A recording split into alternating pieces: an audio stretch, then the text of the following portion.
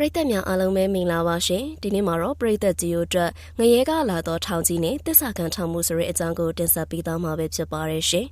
ဒါဆိုရင်တော့ဇလံလေးကိုစလိုက်ကြအောင်ပါရှင်မောင်ရင်အစင်သက်ဖြစ်ပြီလားကျုပ်ကအမြဲတမ်းအစင်သက်မှာပဲတစ်ခေါက်နှစ်ခေါက်မှမဟုတ်တော့တာဘလို့ပဲဖြစ်ဖြစ်လျှို့ဝှက်ထားနိုင်တယ်များလျှို့ဝှက်ထားနိုင်အောင်တော့ကျုပ်ဘက်ကတတိပေးရတာပါတခြားတော့မရှိပါဘူးကျုပ်သဘောပေါက်ပါတယ်အရင်လိုပဲခြေရလက်ရမကြံဖြစ်အောင်အစားဆုံးစီစဉ်ထားပြီးသားပါကောင်းပါပြီဒါဖြင့်ဒီညတကောင်ခါအတီးကြပေါ့ကျုပ်12နိုင်အတီးကြလာခဲ့ပါမယ်ထာမူကသူတကားတွေဖွင့်ပြီးအတွင်းကိုစကားပြောနေတဲ့ကြီးမားလာတဲ့ဗီဒီယိုကြီးကိုပြန်လည်ပြီးတော့ပိတ်လိုက်ပါတယ်မဟော်ဂနီသားဗီဒီယိုကြီးပေါ်မှာထွင်ထားတဲ့ချူပန်းချူနယ်လက်ရာတွေကအယောင်မပြတ်တင်ထားတဲ့အတွက်တဖိတ်ဖိတ်ထင်ရှားလျက်ပါတကားနှစ်ချက်စုံတဲ့နေရာမှာလေဆံငွေကြီးတွေပါပြီးတော့သွားတွေအဖွေးလိုက်ဖြေပြီးတော့မှန်ဖြီနေတဲ့တာရင်ကြီးတကောင်ရဲ့ပုံကိုထွင်ထားကြောင်းတကားစီလိုက်တဲ့အခါမှာပေါ်ထွက်လာခဲ့ပါတယ်တကားလက်ကင်ခွင်းများအစားသွားဖြဲပြီးမှန်ဖြီနေတဲ့တာရင်တကောင်ရဲ့ခေါင်းပုံလက်ကင်ပူများကိုသာတက်ဆင်ထားတာပါအဲ့ဒီလက်ကင်ပူတွေမှာရှိတဲ့တာရန်ရဲ့အာဂရင်းဘေးပေါက်တရားနဲ့တန်ကျိုးတွေကိုထည့်သွင်းပြီးလက်ကင်ပူတွေကိုတုပ်နှောင်လိုက်ရင်တောက်ပြောင်နေတဲ့ငွေရောင်ချင်းကျိုးကုံတွေအထိအထက်ထက်ရပ်ပတ်လိုက်ပြီးမှတန်ချင်းခွင်းများကိုသုံးနေရတော့နဲ့ခတ်လိုက်ပါတယ်အဲ့နောက်ဗီဒီယိုကြီးကိုကြော်ခိုင်းပြီးထောင်မူကအခန်းပြင်ထွက်ပြီးတော့လေးလံကြီးမာလာတဲ့အခန်းတကားကိုဆွဲပိတ်လိုက်ပြန်ပါတယ်ပြီးမှနှစ်ဖက်ကိုတန်ကျိုးနဲ့ပတ်တုံနိုင်မှုအတွက်စီစဉ်ထားတဲ့တကားလက်ကင်တွေပေါ်နောက်ထပ်တန်ချင်းကျိုးတစ်ချောင်းနဲ့ရပ်ပတ်ပြီးတော့ခတ်လိုက်ပြန်ပါတယ်ပြီးရင်နောက်တန်တကားကိုဆွဲစီပြီးတော့ခတ်လိုက်ပြီးတော့အသေးချာတော့ကြမကြလက်နဲ့သုံးကဆွဲခါလှုပ်ရမ်းကြည့်လိုက်ပါသေးတယ်ပြီးမှအနောက်ကိုလှည့်ပြီးနေရာမှာကတ်ထားတဲ့မိပန်းဆိုင်ကတားရိုင်းကောင်ကိုဘယ်ကနေညာကိုလှည့်လိုက်ပါတယ်နေရန်ကလျှို့ဝှက်တကားကချက်ချင်းပဲတိတ်ဆိတ်စွာပွင့်လာတယ်ထောင်မူကအဲ့ဒီလျှို့ဝှက်ခံထွက်ပြီးတဲ့အခါတစ်ဖက်နေရာမှာရှိနေတဲ့မိပန်းဆိုင်ကတားရိုင်းကောင်ကိုညာနေဘဲကိုလှည့်လိုက်ပြီးလျှို့ဝှက်တကားကိုပိတ်လိုက်ပါတယ်ဒါလျှောက်တွေ့ကြရတဲ့ပုံစံတူတားရိုင်းခေါင်းရုပ်တွေကရုပ်ရက်ကြည့်ရင်တော့ချင်းသိကောင်းနဲ့တူတယ်လို့ရှိပေမဲ့အသေးချာကြည့်မယ်ဆိုရင်တော့မြေခွေးလိုလိုဝင်းပလွေးလိုလိုထင်စရာရှိရဲ့အမှန်ကခွေးကြီးတစ်ကောင်ရဲ့ခေါင်းပုံစံသားအတိအကျဆိုရမယ်ဆိုရင်တော့ငရဲခွေးကြီးရဲ့ဥကောင်းပုံဖြစ်ပါတယ်အဲဒီနောက်ထောင်မူကသူ့ရဲ့ရုံငန်းကျဲကြီးအတွင်ကိုတစ်ချက်ဝေဝဲကြည့်လိုက်တယ်အစောပိုင်းကတွေ့ခဲ့တဲ့ခေဟောင်းပုံစံလေးနဲ့လားမှမသက်ဆိုင်တောက်ပြောင်ဤဆက်တဲ့ဆိုဖာကြီးတွေစက်တီတွေနေရာမှာချိတ်ဆွဲပြီးတော့ထောင်အတွင်းမိုင်းအောင်ရုပ်ပုံတွေကိုအဆက်မပြတ်ပြတာနေတဲ့ဖန်သားပြင်ကြီးတစ်ခုစကားပြောနိုင်တဲ့စပီကာနဲ့ထောင်အတွင်းကိုထိန်းချုပ်ထားတဲ့ခလုတ်ခုံတွေသက်ဆိုင်ရာဌာနလိုက်ခွဲထားတဲ့နံပါတ်တွေနဲ့တယ်လီဖုန်းတွေကြီးမားကျယ်ပြန့်လာတဲ့သူ့လို့စပွဲကြီးဖိုင်တွဲများကိုတင်ဆက်ထားတဲ့နံရံနဲ့အပြည့်အန်ဆဲဘီတို့အကြီးကြီးတစ်လုံးသူ့လို့စပွဲပေါ်ကအဝေးကြည့်မှန်မြောင်ရှူလိုက်ပြီးထောင်မူကထိန်းချုပ်ခလုတ်ခုံသွားပြီးတော့ဘယ်ဘက်ချမ်းမှရှိနေတဲ့ခလုတ်တွေကတတရမြောက်တစ်ခုနှိပ်လိုက်တယ်ဝေါကနေအတန်နဲ့တူအရက်လိုက်ခွေပြီးတော့လှည့်ပတ်အောက်ကိုကျလာတာကကြောင်လိန်လှေကားတစ်စင်းထောင်မူကဘယ်ဘက်နေရာမှာရှိရဲ့လှေကားကန်တွေကိုကျဆင်းလာတဲ့အဲ့ကြောင်လိန်လှေကားကိုသွားပြီးတော့တစ်ထစ်ချင်းအပေါ်တက်လာခဲ့တယ်48ထစ်သူ့အတွက်အလွတ်ရနေပြီဖြစ်တဲ့လေကတစ်အရေးအတွက်48ထစ်မြောက်မှာတော့မျောစင်အပေါ်ရက်ခန်းကိုရောက်သွားတယ်ပတ်လည်မှာမှန်တကားတွေရှိရဲ့မျောစင်ခန်းငယ်တစ်ခုအပြင်မှာတော့ဇင်းကြံရှောင်းလန်းတစ်ခုရှိတယ်ထောင်ပတ်လည်ကိုကောင်းစွာကြည့်ရှုနိုင်တဲ့အမြင့်ရှိတယ်မျောစင်ခန်းရဲ့အလယ်မှာတော့နောက်ထပ်ထိန်းချုပ်ခလုတ်ခုံနေအိမ်နောက်နေရာမှာအစီအီချိတ်ထားတဲ့ Arctic 15 Sniper Rifle အမျိုးအစားတစ်လက်နဲ့ Advance က Automatic ချေမှုန်းရေး Rifle တစ်လက်မျက်နှာချင်းဆိုင်နေရာမှာတော့တစ်လက်ထဲချိတ်ထားတဲ့ M9003 Springfield K-Hawk Sniper Rifle တစ်လက်သူ့လက်ဆွဲကြောတနက်ဆိုရင်လည်းမမှားပါဘူးထောင်မူကအပြင်ဘက်စင်ကြံအောင်ထွက်ပြီးမှန်ချောင်းတဲ့ပတ်လေးကိုစစ်စစ်ဆက်ဆက်ကြည့်ရှုလိုက်တယ်သူကြည့်ရှုနေတာကထောင်အတွင်းကိုတော့မဟုတ်ထောင်အတွင်းကိုမှန်ပြောင်းနေဖြစ်စေတာမန်မျက်လုံးနဲ့ဖြစ်စေကြည့်လို့ရမှာမဟုတ်ဘူးသူထောင်ကတာမန်ထောင်တွေလိုလေးဘက်လေးတဲ့နေရံတွေကထားတဲ့အမိုးပွင့်ထောင်ပုံစံမဟုတ်ဘူ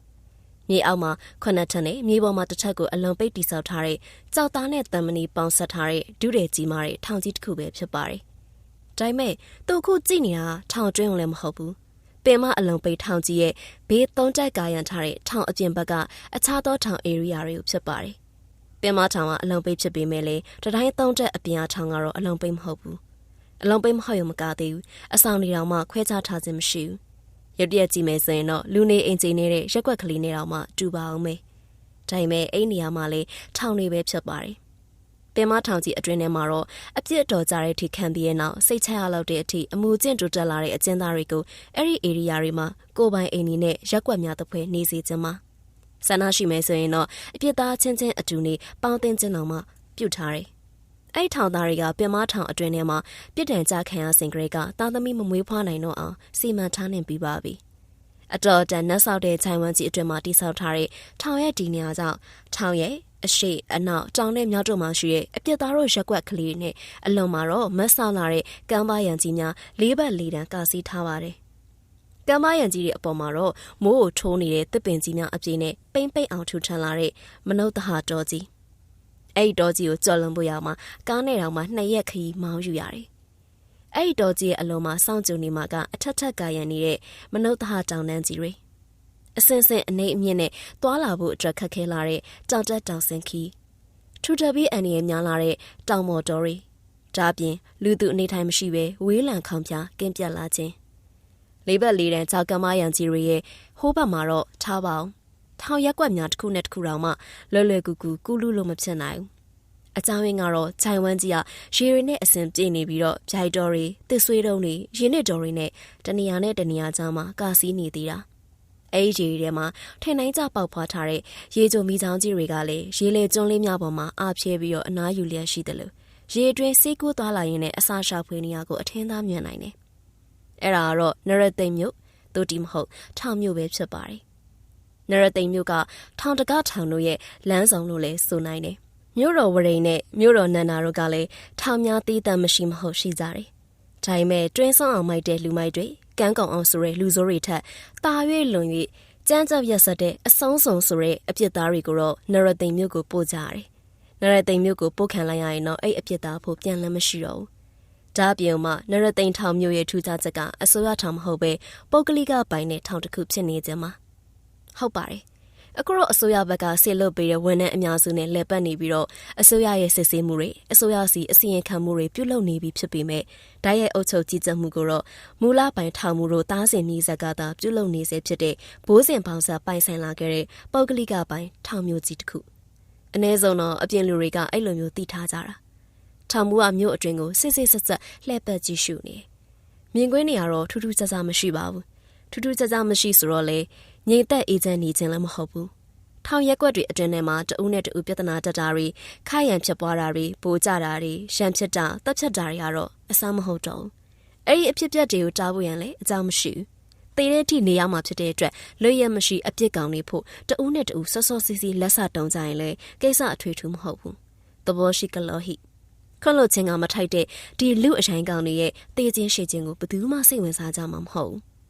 သူတို့ကတော့မြို့တော်တွေနဲ့ဝေးလံလာတဲ့ဒီနေရာမှာလာထားခြင်းဆိုတာကပြုပြင်ပြောင်းလဲထူထောင်ပေးပြီးတော့လူပောင်အတွင်းကိုပြန်လဲသွတ်သွင်းဖို့မဟုတ်ရေးချမဟုတ်ခဲ့ဘူးလူမှုရဝန်အတွက်အပြတ်ကောင်တွေကိုဝေးရမှာထားလို့ခြင်းသာရှိပဲရင်းနဲ့ပေါ့အခုရင်ထောင်မိုးရဲ့မှန်ပြောင်အတွင်းကိုအနောက်ဘက်ရက်ကွက်တစ်ခုကငမိုက်သား2ယောက်ကနောက်ကျငမိုက်သားတစ်ကောင်ကိုလက်စတုံးလိုက်ပြီးတော့ရေထဲပစ်ချလိုက်တဲ့မြင်ကွင်းနဲ့အနေထိုင်မတက်တဲ့ငမိုက်သားတစ်ကောင်ကိုအနည်းဆုံး14ပေကျော်ရှည်လျားမဲ့မိချောင်းကြီးတစ်ကောင်ကဆွဲချသွားတဲ့မြင်ကွင်းတွေကိုမြင်ခဲ့ရပြီးပြီ။ဘာမှမထူးဆန်းဘူး။အဲဒီနောက်ထောင်စီကိုလာနိုင်တဲ့တခရီးသောအဝင်ထွက်လမ်းပေါ်ကိုလှမ်းကြည့်လိုက်တယ်။ရှေးမရောကုန်းမှာပါသွားနိုင်တဲ့တီးတန့်ကားနဲ့မဟုတ်ဘူးဆိုရင်ဘလို့မှသွားလာလို့မရတဲ့လမ်းကိုအဖြောင့်တိုင်းဖောက်ထားပြီးတော့ဘေးနှစ်ဖက်မှာလည်းလျှက်စစ်တွေလွှတ်ထားတဲ့တန်စီကိုအမြင့်ကြီးတွေကိုသုံးချက်ကာရံထားတယ်။မိုင်းနိုင်တဲ့နှစ်ချောင်းမှာပထမတန်စီယိုမှာပဲစီယိုကြော်ထပ်ဖို့ကြံစီရင်းနဲ့တိတ်ဆုံးသွားတဲ့ငမိုက်သားတစ်ကောင်ရဲ့အသေးကောင်ကြောက်ကိုလည်းမြင်နိုင်သေးတယ်။နန်းစီကိုလှည့်ကြည့်လိုက်ပြီးတဲ့နောက်ထောင်မူကလက်ကနေထက်ခွေနာရီကိုငုံကြည့်လိုက်တယ်။ညနေ4:45မိနစ်မှန်မြောင်အတွင်ကိုပြန်ကြည့်လိုက်တော့ရေအောက်ကိုရောက်နေတဲ့လမ်းပိုင်းတနေရာရဲ့ရေမျက်နှာပြင်ပေါ်မှာမော်တော်ပုံစံနဲ့ဖြတ်ပြီးတော့မောင်းနှင်လာနေတဲ့ထောင်စီလာတဲ့မော်တော်တစ်ပိုင်းကားတစ်ပိုင်းကိုမြင်တွေ့နေရတယ်။အချိန်တော့ကြာပြန်ပြီ။မှန်ပြောင်းမချဘဲနဲ့ထောင်မူကတိုးတိုးလေးရေရွလိုက်ပါတယ်။ထောင်စီကိုလာနေတဲ့ရှင်ကအဖြောင်တိုင်းဖောက်ထားတဲ့ကတ်တရလမ်းပေါ်မှာဖြတ်သန်းပြီးတဲ့နောက်အဲ့တစ်ဖက်မှာရေလမ်းတွေကိုဆင်းသက်သွားပြန်တယ်။မော်တော်ဘုံနဲ့ကပေါင်းဆက်ထားတဲ့ရှင်ဖြစ်တဲ့အတွက်အလွယ်တကူပဲရေထဲမှာဆက်လက်မောင်းနှင်သွားနိုင်တယ်။အနိမ့်ပိုင်းရေဝင်ဧရိယာတွေကိုတူးမြောင်းနေနဲ့ရေလမ်းပေးပြီးတော့လမ်းကိုကားဖြောင်းဖြောင်းမောင်းနိုင်အောင်လုပ်ဖို့အတွက်အစိုးရဘက်ကနေအကြံပေးခဲ့ပေမဲ့လည်းထောင်ကိုပိုင်တဲ့ထောင်မူတို့ဘက်ကလက်မခံအောင်အကြိမ်ကြိမ်ပယ်ချခဲ့တယ်။ဘသူကရောဒီလောက်ဝေးလံခေါင်တည်တဲ့အဲ့ရက်ကနေထွက်ပြေးမှာမို့လို့လေပြေးတော့ရောမနှုတ်သားတော်မကြောခင်အသက်ပြောက်မှာပဲကိုလို့ရှင်မော်မှာလိုက်ပါလာတဲ့အသက်60စွန်းစွန်းအရွယ်ခပ်ပြည့်ပြည့်ထိပ်ပြောင်ပြောင်အသင်ရှိတဲ့အရာရှိကြီးကတွေးလိုက်ပါတယ် သူကတော့ထောင်နဲ့ပတ်သက်တဲ့ကိစ္စရပ်တွေအတွက်အစိုးရဘက်ကနေခံထားတဲ့ထောင်ရဲ့အထူးတာဝန်ခံတဦးပဲဖြစ်ပါတယ်။